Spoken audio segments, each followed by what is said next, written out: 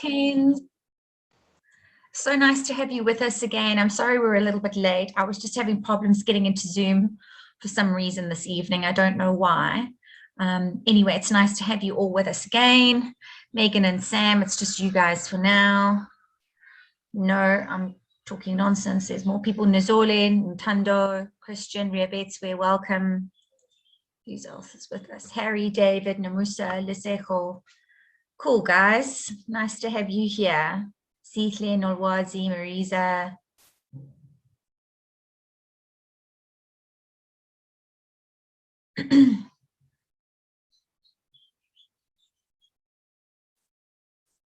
Okay, so the do now that's on the screen is from a past exam paper, and it's one of the sorts of questions that they would ask you sort of somewhere around like question 1, where you can see it's question 1.1. So this really is supposed to be something that is knowledge-based and quite simple, so you guys should be able to do this. I'm just going to wait a minute or so for everybody to arrive, and then we can get going. Please do try and see if you can answer. Oh, wow, Harry, are you serious? That's amazing. Could you do it, Harry? Could you answer the questions?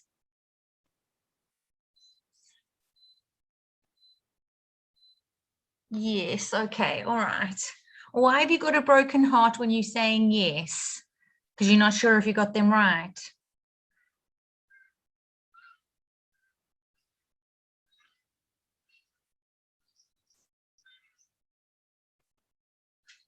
No, was he? I gave up, ma'am. I forgot everything moved. Oh, I'm sorry, Nawazi. You've got to keep practicing.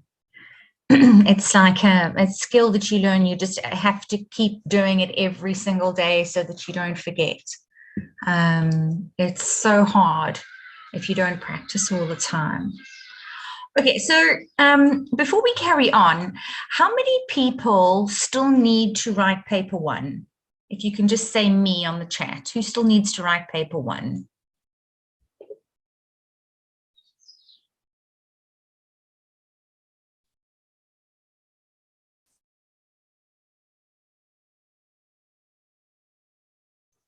Okay.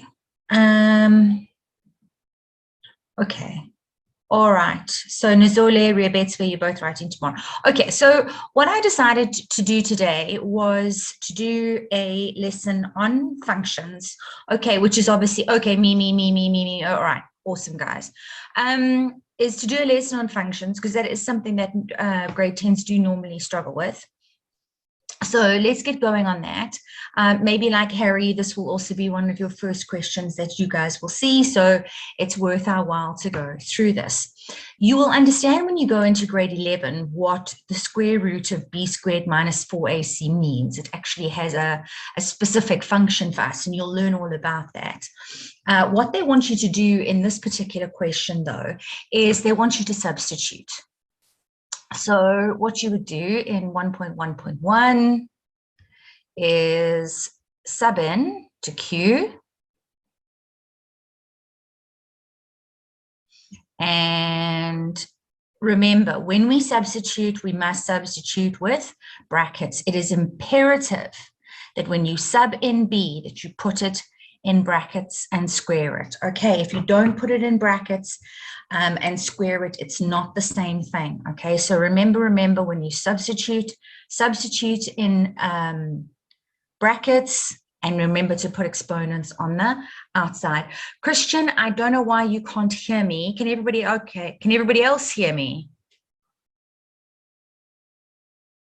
-4, Megan says yes. Okay, so Christian, maybe log off and log back on again. Thanks, Megan.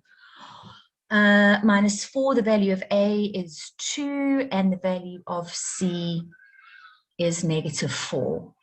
Okay, and then you would pop that into your calculator and it would work out an answer for you. All right, so what are you getting on your calculator? Put it in exactly like that, guys.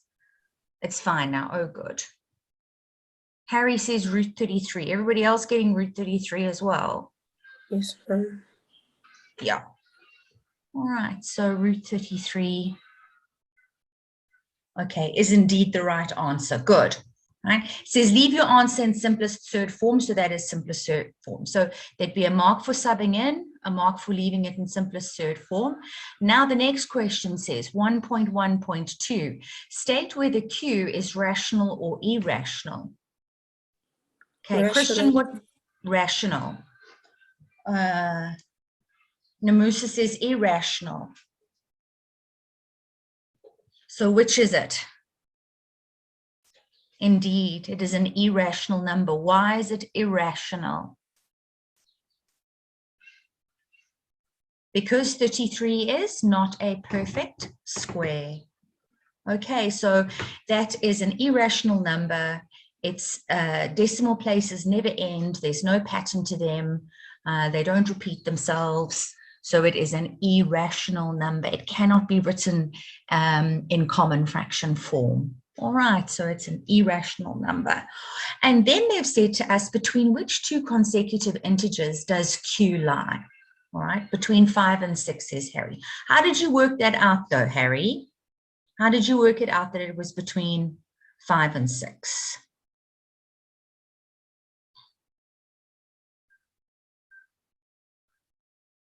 Can you tell us?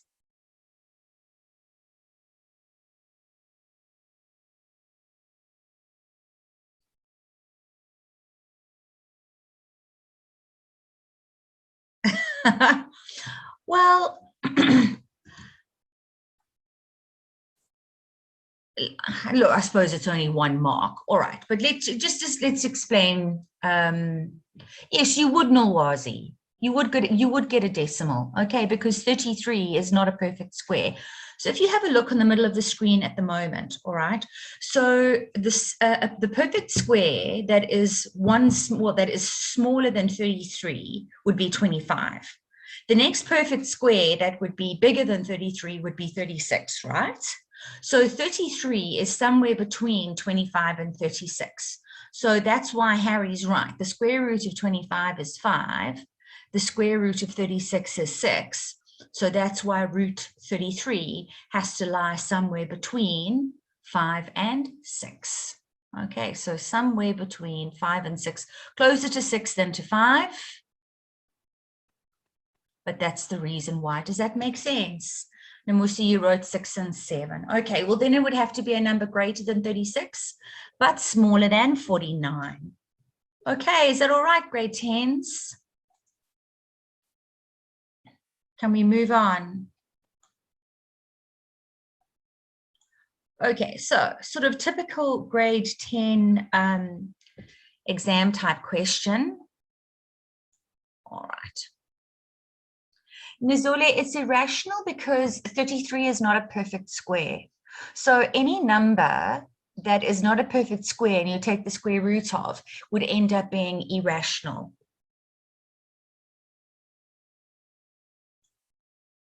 Okay, so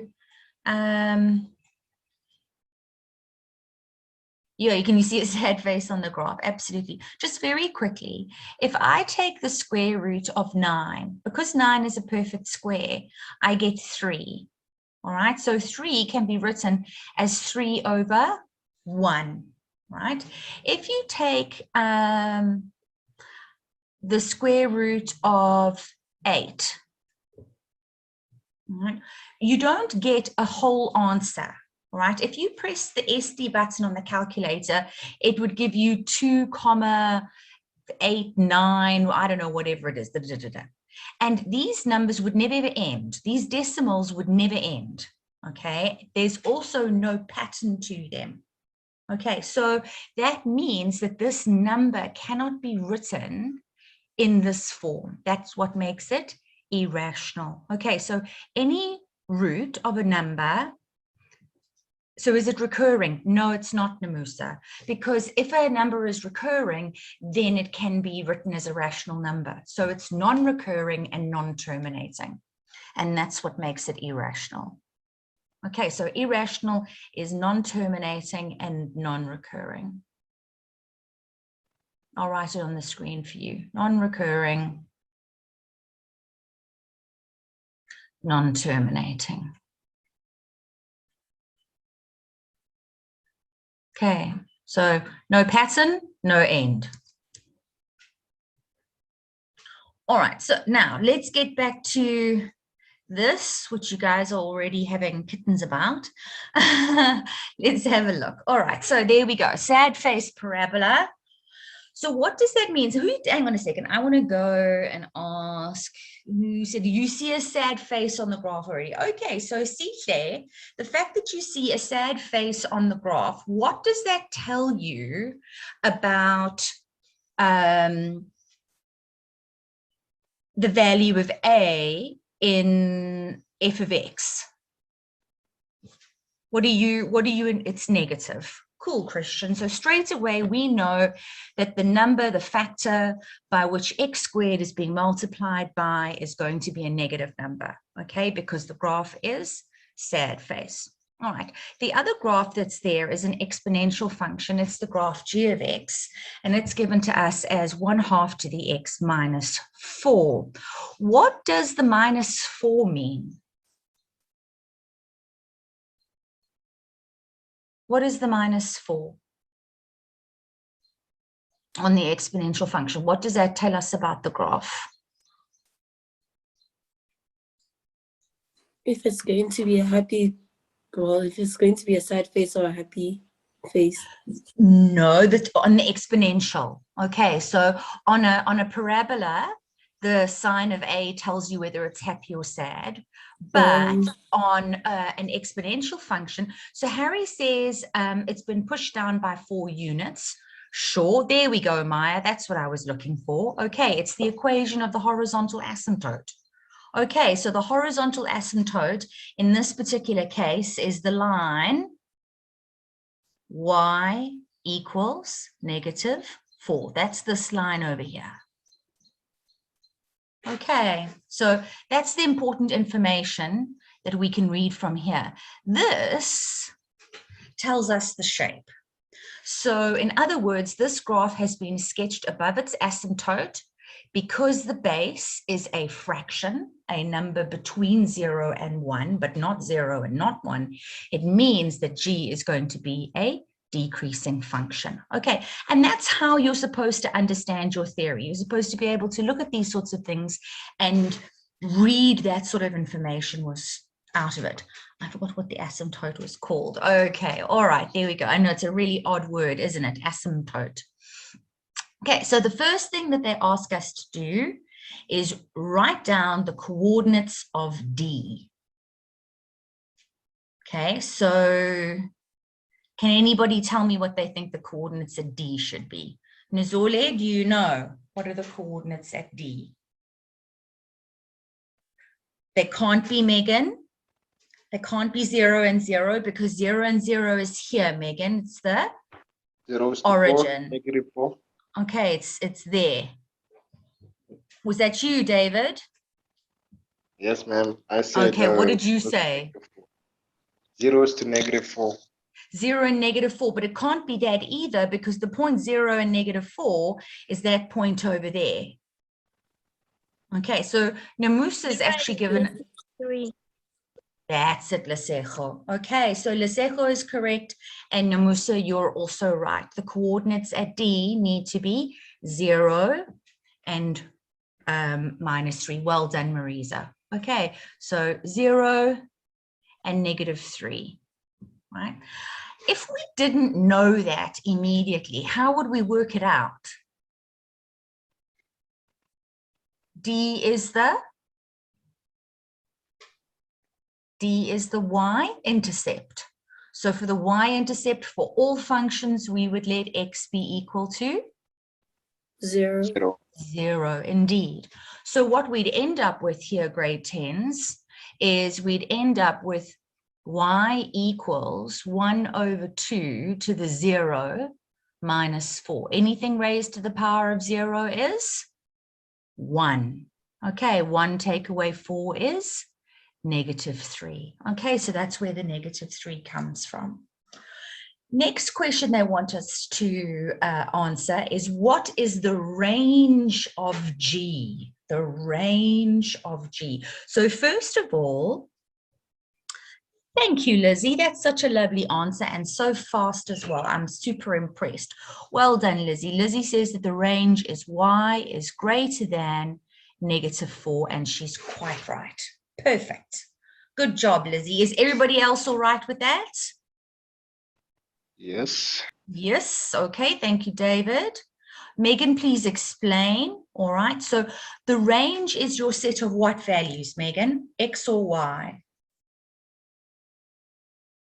Is your set of Y values. Okay. So now you can see, Megan, that the line Y equals -4 is an asymptote. Your graph can never, ever touch that line. So it can be every output that is bigger than -4, but not -4, and certainly not anything smaller than -4. Okay, so the graph gets closer and closer and closer to -4 going this way, but never touches it. And it goes up and up and up and up here to positive infinity. Okay, so that's why we say Y is greater than -4. We're not including the -4 because Y cannot be equal to -4 because it's our asymptote, and any number that will be bigger than -4, the crocodile's mouth is open to the Y. You can also write this with interval notation with the brackets, but I think using set builder, yes, exactly. But not a square bracket, Harry, round bracket by the -4. Okay, so it would have to be like this. Round bracket, -4, positive infinity, round bracket. Okay, if you write a square bracket here, Harry, you get it marked wrong. We cannot include -4. Okay. Not for a exponential function anywhere. Okay, next question, guys. Calculate the coordinates at A. All right, so how do we do that? How do we calculate the coordinates at A?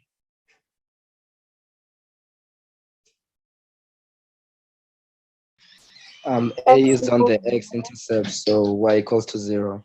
Okay, lovely. Well done, Harry. So what we would want to do here, let me just change the color of my pen. We can see that A is the x-intercept of G as well. All right, so for the x-intercept, we're going to let y be equal to 0. So in other words, we're going to say 0 is equal to 1/2 to the x minus 4. Okay, so now what are we going to do? How are we going to solve the coordinates at A? What's the next step? Cross the -4 to the other side. So take the -4 to the other side. So that means that you're going to have your 1/2 to the x on one side, and you're going to have your 4 on the other side, but now it's changed its sign and it's now +4. Now what? Now what do we do, grade 10s?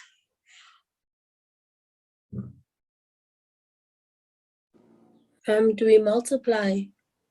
No, Sam, I'm afraid we don't. We're solving an exponential equation. We're solving for x as the exponent. We can't divide both sides, Sihle, because x is an exponent. Okay, that half is not a coefficient. It's a base. So we can't divide both sides by a half either. All right, so this is what makes work. What's that, Harry?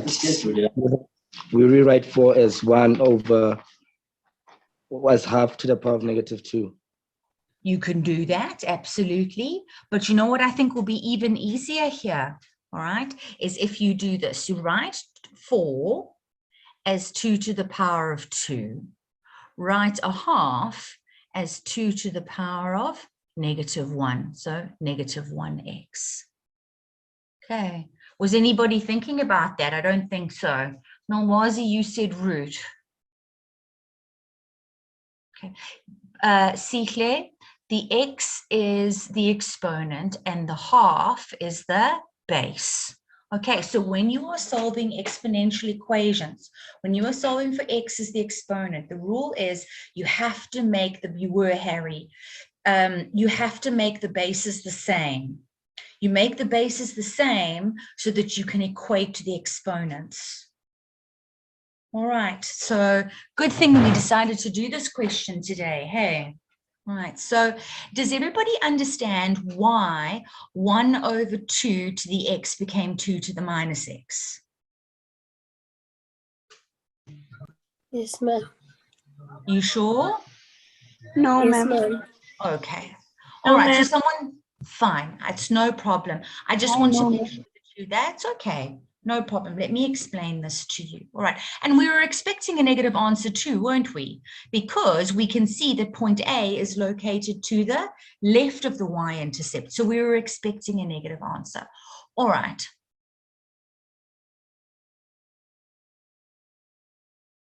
Yes, that's right, Celia. That's the part about the 4. Yeah.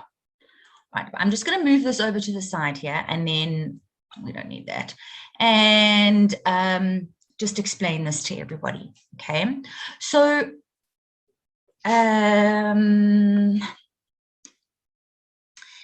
if you have 2, that means 2 to the power of 1.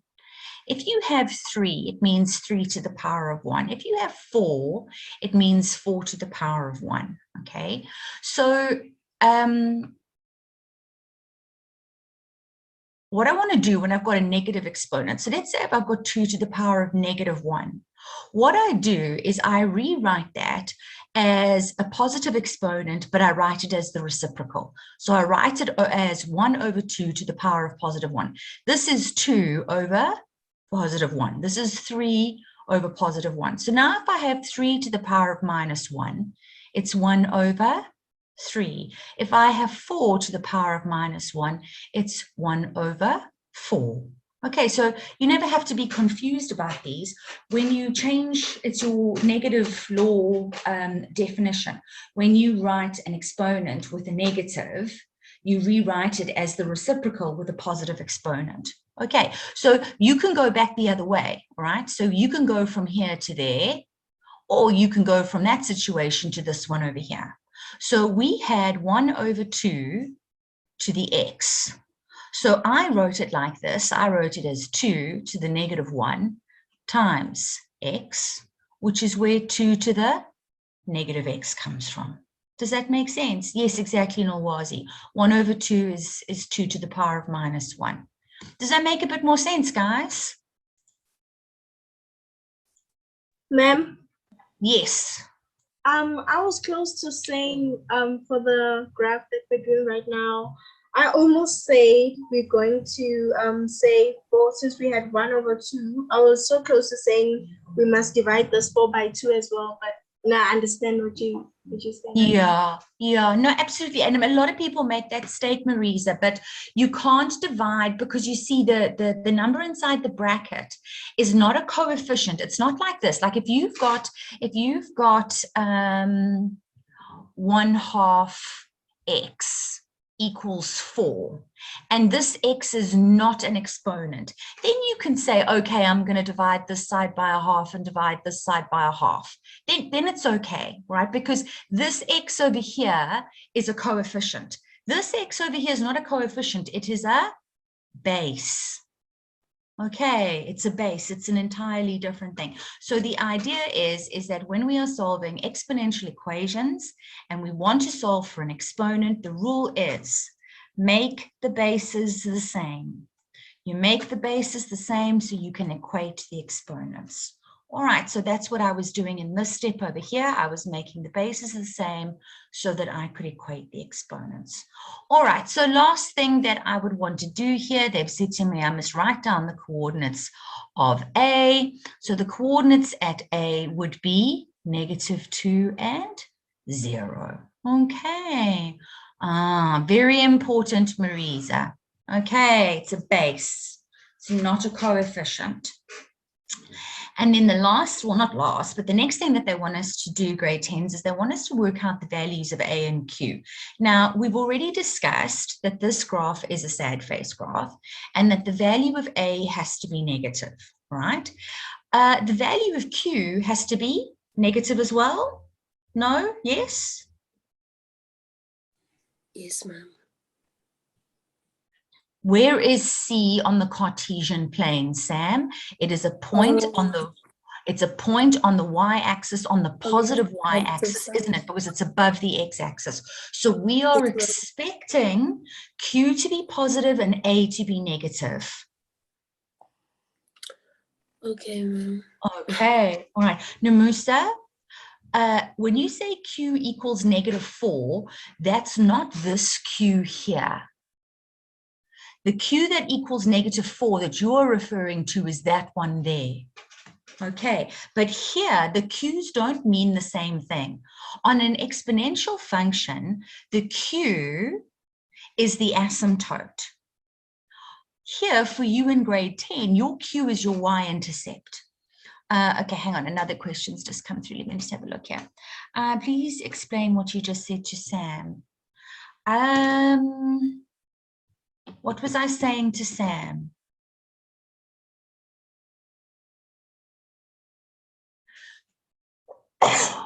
Oh, ma'am, you were Sorry. saying, ma'am, you said to me that the C is on the Y.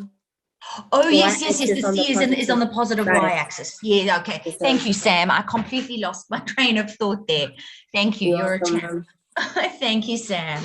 Okay, so Nwazi, what I was trying to say to you guys was, when you are working, you are always trying to judge how reasonable your answers are, or you are working with a certain kind of expectation. So what I was trying to say to Sam is, you are expecting the value of A. So in other words, this A over here, this A, that one, you're expecting that to be a negative because your graph is a sad face graph.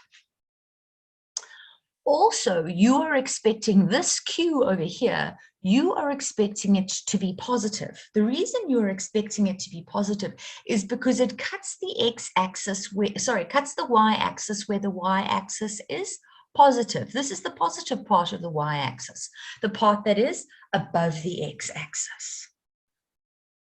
Okay, so I'm just talking about expectation in terms of the signs of A and Q before we actually work out their values. All right, we're expecting A to be a negative, we're expecting Q to be a positive. So let's just think about all the information that we've already got so far, because it's always like a puzzle. You're going to put things together. We know the coordinates at A. We've just worked them out, and we know that the coordinates at A are -2 and 0. They've given us another coordinate that lies on the line. So now we can see this question is out of 4 marks. They want us to calculate the values of A and Q. They want us to do this simultaneously. All right, so simultaneously means solving for A and Q at the same time. So what we would need to do is this. I'm just going to move it over a little bit, and I'm going to just rub this out, and then we've got space to write.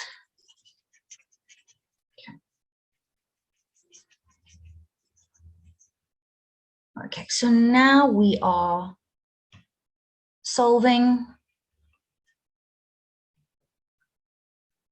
A and Q.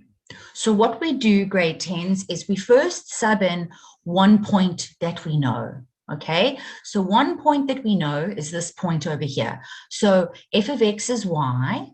Okay, so y, so let me just write the f of x down. F of x equals ax squared plus q. First, we're going to sub in point A, and it has the coordinates -2 and 0. That's our x, there's our y. So 0 equals A times -2 squared plus q. Let's just simplify that a little bit. 0 equals 4A plus q. There, grade 10s, is equation number 1. Now we need a second equation based on the information that's been given to us here at point E. All right, now we're going to sub in E, which has the coordinates 1 and 3. And we're going to do the same thing. We're subbing in here. So 3 equals A times 1 squared plus Q. Let's simplify. 3 equals A plus Q. That grade 10's is equation number 2. This is why you have to learn how to solve simultaneously in the beginning of grade 10. All right, because you have to apply that knowledge and that skill and in answering questions like this. Now we need to solve simultaneously. We can do it by substitution, or we can do it by elimination. I know a lot of people prefer substitution. Elimination really is easier, but let's not worry about that now. Let's just substitute and sort this out. So what I'm going to do is I want to make one of them the subject of the formula. So let's say I decide that I am going to make Q here the subject of the formula. Okay, so that means, so you did, okay, but why did you get -3? Namusa? It's okay to have that as your first equation. It's fine. I just don't know why it's -3 and not +3.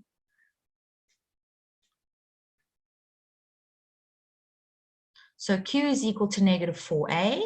So what I'm going to do is I'm going to go, okay, no problem. It's no problem. If you first subbed in point E and then subbed in point A, Namu says no problem with that at all. Okay, the order in which you create these equations is unimportant. Okay, so if Q is equal to -4A, 3 is equal to A plus. I'm going to replace the Q over here with -4A. So 3 will be equal to A minus 4A will leave me with -3A. Divide both sides by -3. And there we go. We're getting what we expected. We're getting a negative answer for A. That's what we wanted. We wanted a negative answer for A. So we're feeling good about this. We think we're on the right track. Now we can use this equation over here because Q is already the subject of the formula. Q is equal to -4 times -1, which is the value of A. We are getting +4 as an answer. So again, this fits in with what we know to be true, what we can see on the diagram. A is a negative value and Q is a positive value. All right, how does that feel? Does that make sense? You've all gone quite quiet, so I suspect you were listening carefully there. Is that okay, grade 10s? Yes. Okay, thanks, David. Nazoli, you said you lost. Marisa, you fine? Sure. What about everybody else? Megan, Harry, there's a lot of you. Christian, Karabo, Kelebohile, Lesejo, how are you guys feeling? Do you want me to do this again? A lot going on, Megan. A lot going on. Quite right.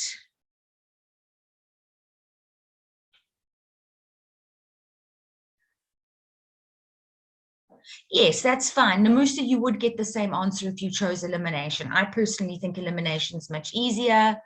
I'm good. Christian, I agree with Megan. Okay, all right. So there's quite a lot of you that have struggled to understand this, and I can understand why this is difficult. Okay. What I'm going to do, because there are so many of you that didn't understand it, I'd like to go back through this again. If you are happy with this and you feel as though you know what to do, perhaps you'd like to carry on with the next couple of questions. So who was saying that you're feeling good? I think, Namusa, I think you're all right. Marisa, you said you're okay. Sam, you said you're all right. So why don't you carry on with questions 5.3.1 and 5.3.2, all right, while I re-explain this to everybody else. You guys carry on with that, okay? So what I'm going to do is, this is the challenge of teaching online, isn't it? Is trying to keep everything on the screen so that the people who want to carry on working can carry on working, and those who need more assistance can get that assistance as well. Okay, so I think this will work. I'll try and leave it like that. Okay, so if you remember, what we had worked out, right, is that the coordinates at A were -2 and 0. And they've given us these coordinates over here at E. When they say to you, determine the values of A and Q, and you can see that it's for 4 marks, you know straight away that you're going to have to do it simultaneously. All right, so that is something that you're going to need to get used to in maths. You are often going to have to solve simultaneously in all sorts of different places in maths. You're going to have to do it in calculus, you're going to have to do it in analytical geometry, you're going to have to do it in number patterns when you get to matric. So learning how to solve simultaneously is a skill. It's a skill like factorizing. And what we are doing is we are subbing into f of x equals ax squared plus q. So that is our blueprint. That is our formula. No, Megan, you don't have to solve some. Oh, actually, I don't know. I'm not a maths literacy teacher, so I don't think so, but I'm not sure. Not certainly in this sort of context. I wouldn't have thought. And you're not going to go and do maths literacy, Megan. You're going to stay with us and do maths. Okay, so what we are doing is that we are subbing in 2 different points into our blueprint. Okay, first of all, we're going to sub in point A. Yes, that's quite right, Reabets, where f of x means y. So in other words, y is a function of x. That's where the f and the x come from. Y is a function of x. Okay, y is an output. So yes, f of x is y. Okay, so y as in a y coordinate, okay, or a value from the y-axis. X is a value from the x-axis. Okay, so x's represent inputs, y's represent outputs. Okay, so here we've got an input and an output, an x and a y. So what I'm going to do is I'm going to sub in point A. All right, -2 and 0. So y is equal to 0. F of x is equal to 0. X is equal to -2. I'm going to square it, and I'm going to add q. And I'm going to get an equation in terms of a and q. All right, so this gives me 0 equals 4a plus q. There's not really anything else I can do with that. You can make q the subject of the formula, but I always kind of simplify it to a stage where I've got a number term and then my 1-letter term and my other letter term, and then I go and I sub into the equation again, and then I decide how I'm going to solve it. All right, so now we also need to sub in E. E is also a point that lies on this parabola, okay, and they've given it to us on purpose because they want us to use it to work out the values of A and Q. All right, so now we're subbing in E, 1 and 3. There's your x, there's your y. Okay, so using the same base, okay, using the same equation, f of x is 3, y is 3, equals a times x is 1 squared plus q.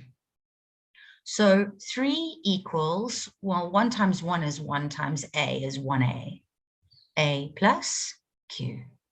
Okay, and there is equation number 2. So those are the 2 that we need to solve simultaneously.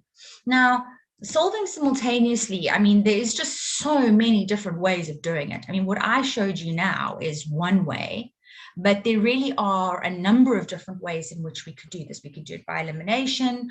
I could do it by making A the subject of the formula and moving the Q over to the other side. There's loads of things that I could do here, all right? But what I did, and I thought this would be the simplest for all of you, is I chose to leave this Q on the right-hand side and to take the 4a over to the other side and then change its sign. So what that means is that I can replace this Q over here with something that q is equal to, in other words, minus 4a. Because remember, you can't solve for two different letters in one equation. So now I'm going to sub back in here, right? I'm going to write 3 equals a plus, and instead of q, I'm going to write what q is equal to, which was minus 4a.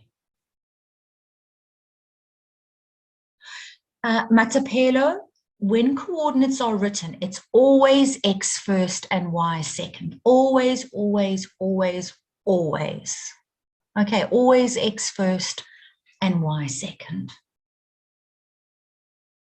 Okay, so, and we do that on purpose so that we're all doing the same thing. You doing the same thing as me, doing the same thing as Harry, doing the same thing as Megan, doing the same thing as Sihle. We're all working in the same way. All right, so when you are given a pair of coordinates, no matter what section in maths you're working in, it will always be the x coordinate first and the y coordinate second.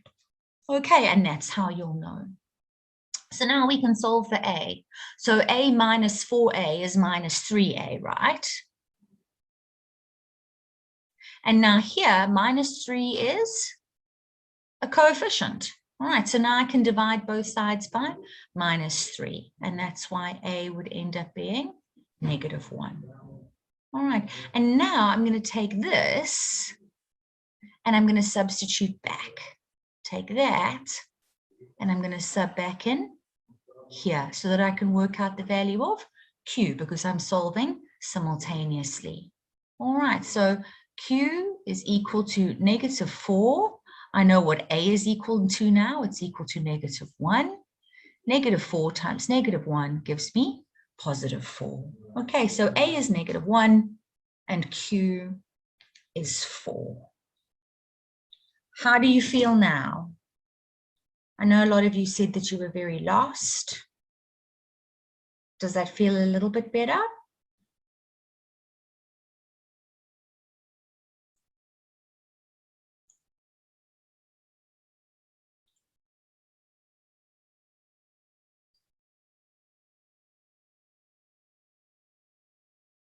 Okay, Riabetswe. Thank you. Yes. Okay. So now what I'm showing you today, Megan. Oh, good, Nawazi. Okay, this is super, super, super important. Okay, Megan, this is stuff that you guys have to practice, and there are places on the app where you can go and practice this stuff. Okay, so yeah, very, very, very, very important. Okay, so I'm going to leave it there and I'm going to go back to the rest of these questions. Let's just have a look. Okay, so there were some people that were already working on the length of CD whilst we were busy again. All right, so let's talk about the length of CD. CD is this line over here. So from C up there to D down here. So in other words, from the y-intercept of the parabola to the y-intercept of the exponential function. Do we now know what the coordinates at C are? Do we know what the coordinates at C are? Ma'am, isn't it 0, positive 3? Why positive 3, Sam? Because it's on the positive side of the y-axis. Absolutely, but where do you get 3 from, Sam? Ma'am, because D was negative 3, and so I'm actually, well, I'm guessing. Okay, all right. So Sam, the reason why I'm saying to you, where do you get the 3 from? Okay, is because I think what you were doing is you were assuming that the one was minus 3 and therefore the other one on the other side would be 3, but it's not. Yes, if you have a look at what Harry said now, Harry said it's 0 and 4, and he's quite right. Okay, so Harry is doing this, guys. Harry is saying, all right, my f of x formula, it's equal to negative x squared plus 4. Now, that q value over there for the parabola is the y-intercept. Okay, When we were talking about the exponential function, it wasn't the y-intercept, it was the asymptote. Okay, but in a parabola, it is the y-intercept. So Harry is quite right. And you see now, this is where the learning comes in. Okay, so important. All right, so here the q is +4 and it's the y-intercept. Here, the q is -4. It's not the y-intercept. It is the equation of the asymptote. All right, so yes, Harry, good job. You said that the coordinates at C are 0 and 4, and you're quite right. And we already know what the coordinates. Yes. Ma'am, is it okay to say that the graph moved a bit up because on point E it says 1 is to 3. So then I said I also got 0 is to 4. I said that because where the E lies, I saw with where the E is, I saw that on top it would be 4 because it didn't move 2 points up, it moved 1 point up. That's how I put it. That's fair enough, absolutely. But where it really comes from is what we've just calculated here, the values of A and Q. All right, so you needed to know that when you're working out this Q over here, you are in fact working out the value of Y at the y-intercept. Okay, but yes, it is going to be 1 more than 3. But you know, the thing is that we can't use this point to work out what that one's going to be unless we've got a rule for translation. All we know is that it has to be greater than 3, but we don't really know how much. But here, this is what tells us it exactly. Okay, so now if we're now look at it this way. Imagine you're on the 4th floor of a building, and you now need to go down to level -3. How many levels down are you going to have to go? 7, indeed, Harry, it would be 7. So the length of CD is 7. Okay, so now Christian. Okay, let's just clear some space here. When you are talking about a parabola, Christian and everybody else, f of x equals ax squared plus q. This q here, Christian, is the y-intercept. This is for a parabola. Okay, but if you are talking about a exponential function, and it takes the form, it could also be f of x really, but anyway, let's call it g of x. And it takes the form b to the x plus q. This q over here is not the y-intercept. Okay, it is the asymptote.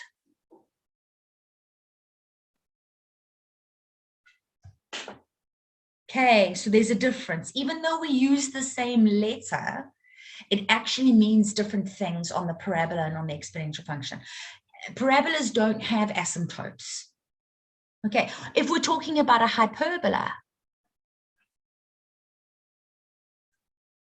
and let's call this h of x.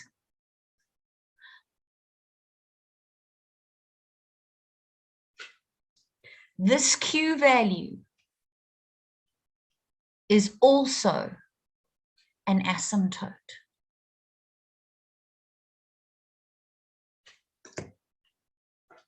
Okay, so Christian, yes, q on a parabola is always the y-intercept in grade 10.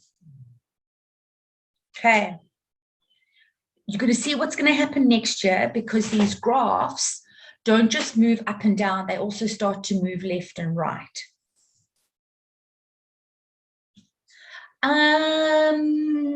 Carabo, I suppose it probably is, but I mean, I imagine it would be something that would be in context. I wouldn't expect it to be without the graph, no.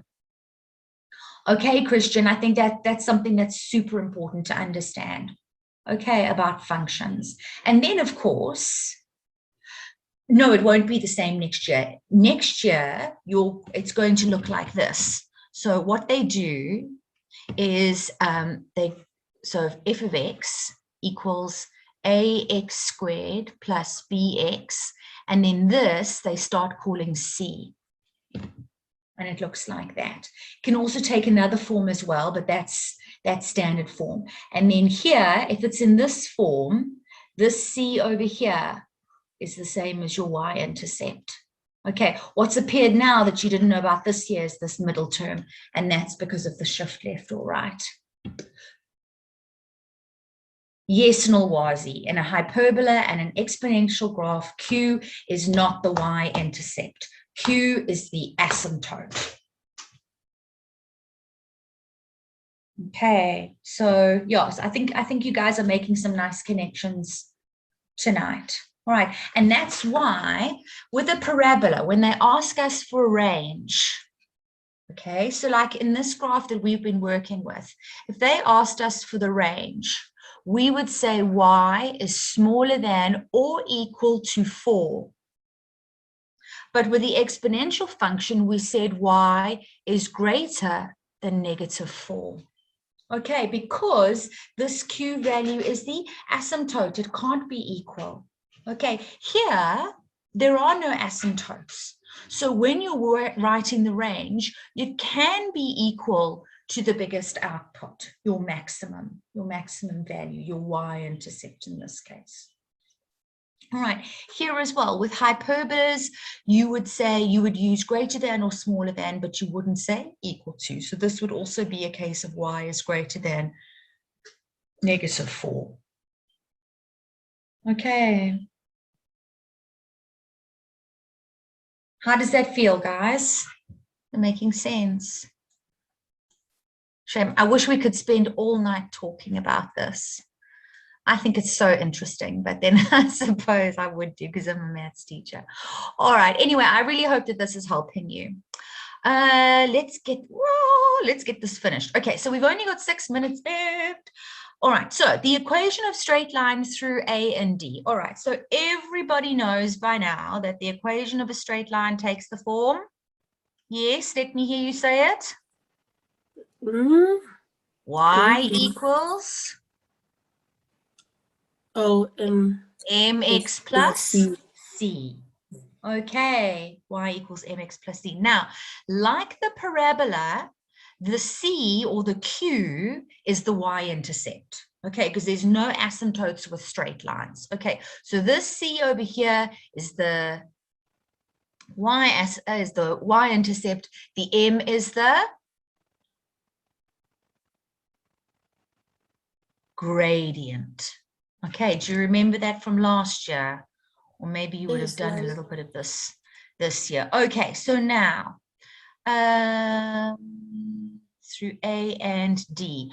Okay, so we need so if they've told us that it goes through D, they've already told us that this C value over here is -3. They've given us the y-intercept. All we need to do is work out the gradient. Okay, and then we do that from gradient formula. Okay, so here we would say gradient m is equal to our change in y. So -3 minus 0, -3 minus 0 over 0 minus -2. Okay, so that's going to give us -3 over +2. And that's what we'd expect, because if we joined A and D, all right, our line would slope down to the right. So the equation of this line, let's just rub this out. I know we had that from earlier. This is going to be the line y equals -3 over 2x minus 3. Okay, I'm taking it from here. They've told me it goes through that point. Not mx is the gradient, m is the gradient. Okay, x is input. Okay, Matapelo, x is always input and y is always output. So c is the y-intercept, m is the gradient.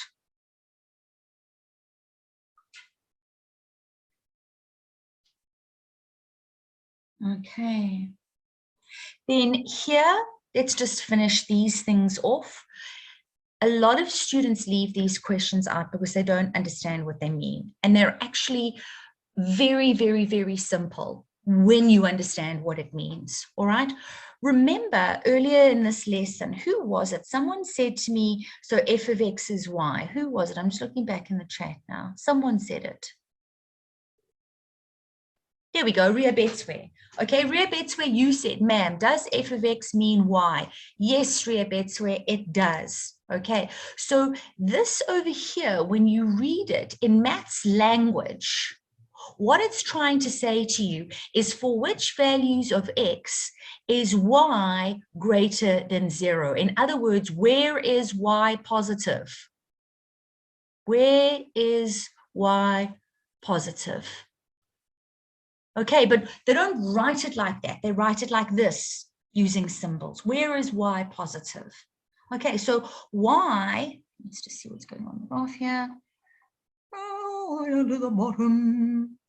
Lesejo, you said between -2 and 2.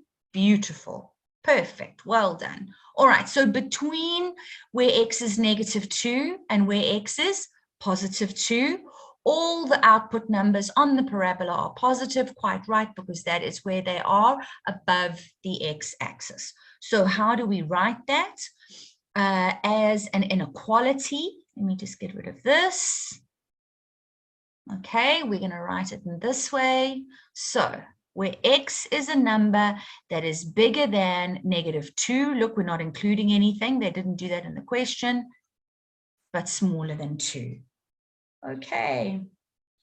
And then the last question, where is f decreasing? So the word decreasing has a specific meaning as well. Okay, it means a negative gradient. Gosh, there's so much learning to do in maths. A negative gradient. Okay, so where are we now going downhill? All right, so when we were over here, and there, where I'm dotting now, we're walking uphill, aren't we? All right, until we get to the highest point. All right, now we're not walking uphill anymore, we're now walking downhill. So once x is a number that's bigger than 0, it becomes positive, then the graph is now going to have a negative gradient. Okay, so this will be where x is greater than 0. All right, so I hope that from 0 to positive infinity, correct. Okay. Harry, that wouldn't be an answer for this question, because they're asking you for which values of x, not for which values of y.